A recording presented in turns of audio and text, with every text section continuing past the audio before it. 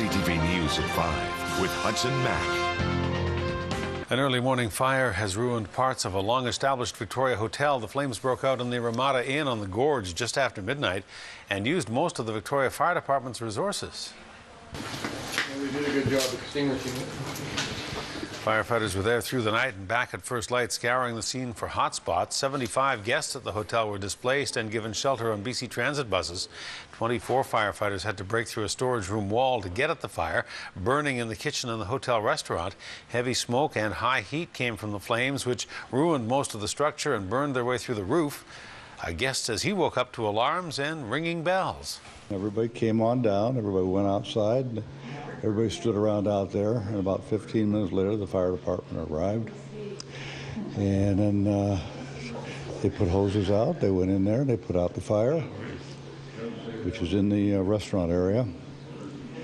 And then we all just waited on the buses until they got some air out into the building. Ramada guests have been moved to the unaffected areas of the hotel. Fire crews are still at the scene investigating. The damage is conservatively estimated at $500,000. Well, young children jumped aboard HMCS Protector to get an early start on their Christmas celebrations earlier today. Kids ditched their school bus for a much smoother ride this afternoon. The children were invited on Her Majesty's ship today for the 26th annual Children's Christmas Party.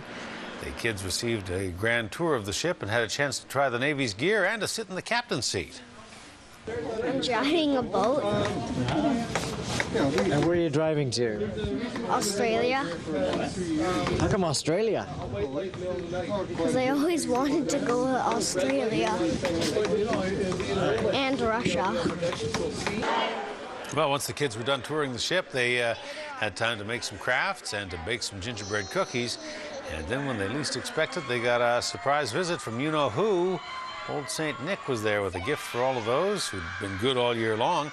Organizers say the dockyard experience is a great way for kids to celebrate Christmas who may not have a chance to do it at home.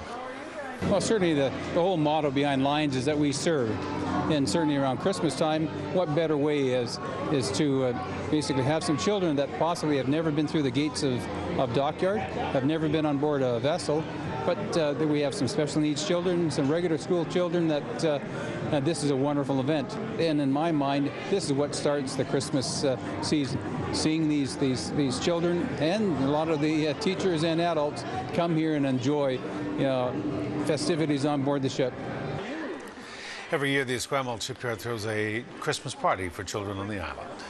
We are live tonight at Centennial Square, where the new ice rink is just about to be open. So Ken Kelly is here from the Downtown Victoria Business Association. This is awesome. It is beautiful. You know, we couldn't have asked for better weather. It's cool, it's crisp, the trees are lit. It's brilliant. This is going to be so much fun tomorrow. What can people expect at the official opening at noon? Well, you know what? Number one, it's free skating.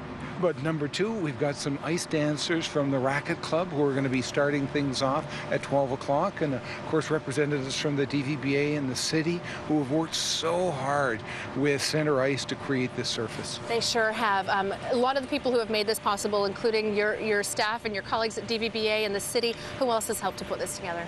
Well, you know what? It really has been that core group. The city has just worked wonders on the surface of Centennial Square, cleaning it up. Our clean team has been getting all of these trees in shape. South Island signs, they did a wonderful job on the Sequoia and Center Ice. Their flexibility in being able to adjust to circumstances has been phenomenal. Yes, the weather forecast is crucial for what they do here. Ken, so nice to be here. Thank you for giving us a first try at the ice. It's a lot of fun tonight. Thank you. And there you go. I'm going to attempt to learn how to skate a bit better. But Hudson, I'm quite sure that by January, when this is all wrapped up, I will be pretty good. You're doing terrific. I'm going to try. Yeah, well done, Astrid. Thank you. See you at 6. Okay. Well, it was set back this week, but the Maritime Museum of British Columbia is going full steam ahead, planning to relocate down by the sea, or better yet, on it. The Maritime Museum unveiled its new plan today now that the CPR steamship terminal is being leased to the Greater Victoria Harbour Authority. The museum says it wants to find a location in the inner harbour that is easy for tourists to access. The museum president says he envisions a floating maritime museum on the sea with state-of-the-art galleries and great waterfront amenities. The problem with Bastion Square right now is that we're a landlocked maritime museum. It's kind of like having an airplane museum somewhere where there's no airport, or a train museum away from the train tracks. You need to be on the water, partly because it just makes sense, but more importantly because then we can bring traveling groups in here with tall ships, with smaller classic boats, and have workshops taking place. We could do harbor tours with small boats and so on. The Maritime Museum plans or wants to hold an international design competition to get worldwide attention on a new structure. No plan in place how it would be funded. The Maritime Museum hopes to have initial concepts ready for approval in the spring. The Vancouver Island First Nation has struck a landmark agreement with the provincial government. The Hudson First Nation and the province signed a First Nations Woodlot license this morning. It is the first of its kind in BC history. The BC Forest Act was amended last year to allow First Nations woodland tenure, and the first license under that agreement was issued today. This is unique because this provides a long-term area-based tenure for the Hudson First Nation to be able to plan for their future. As the chief mentioned, this provides them the security to be able to train their members, to be able to look to that long-term future. They don't have to continue to try to put shifting blocks together. The license gives the First Nation the right to harvest about 70,000 cubic meters of timber per year on a 9,500 hectare piece of land near their traditional territory in the Bamfield region. The tenure signed today is a 25-year agreement. We could get our own people involved in the forest industry. It means that we can partnership now. We can partnership with other. We're ready to partnership with other businesses and governments. And that's what it means to me personally. It means the future of our children. The Hudson First Nation has about 700 members. Right now, 15 of them work in the forest industry. The First Nation hopes that number will increase dramatically under the new Woodlot agreement. A First Nation on the east coast of the island is making inroads in forestry, but the Nanoose First Nation's economic development plan has been put on hold because of ongoing protests. Activists have been occupying a forest that the First Nation has a legal right to harvest.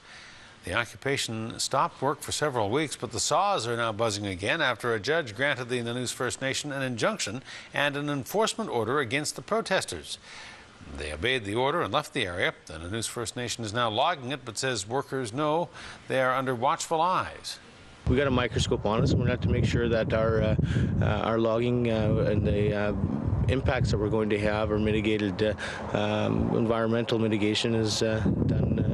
We got to be neighbors at the end of the day, and so we respect the individuals and the organizations who are fighting for what they believe in, and we ask for the same sort of respect when we're fighting for our own rights. The Nanoose First Nation says it hopes it can continue to live and work in harmony with its neighbors, even the ones who have been blocking their work in the woods.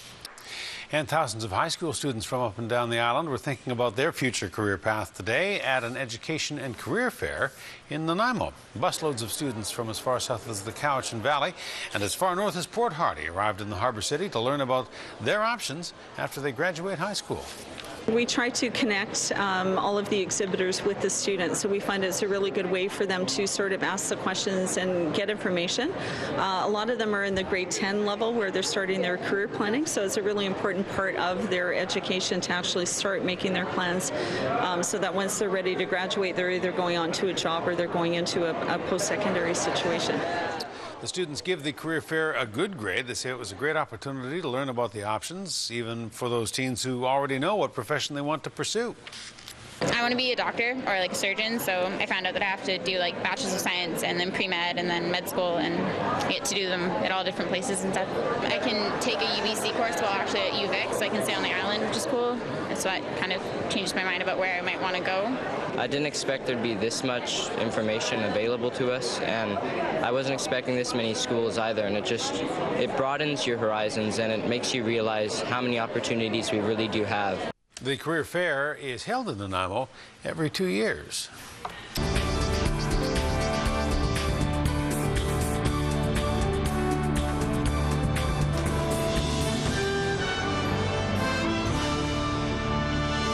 Well, not bad. Well, the Nanaimo RCMP officers went back to school today on the ice as well with kids from Fairview Elementary. The officers have joined the school's Boys to Men program. Every Friday, boys from the school who come from single-parent families or don't have a positive male role model are taken on an adventure with older mentors. Today they played hockey at the Nanaimo Ice Centre. The program's been running for years, but the Mounties just recently got on board. So what we decided this year is we wanted to try and get some other mentors in the community, some more of role models that these kids might come across or people that they might see in the community, especially in the Fairview community. And so we decided to approach the RCMP. It's just fantastic. We've been donating hockey gear, trying to get them equipped, and just the smiles on their faces when we show up with the gear and then get out on the ice and play with them. The kids love the police presence on the ice, and they say the mentorship program's a lot of fun.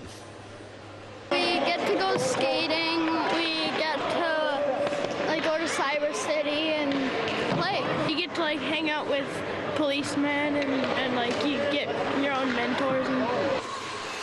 And when the weather improves, the kids will turn their attention to outdoor activities. They have golf on their agenda this spring.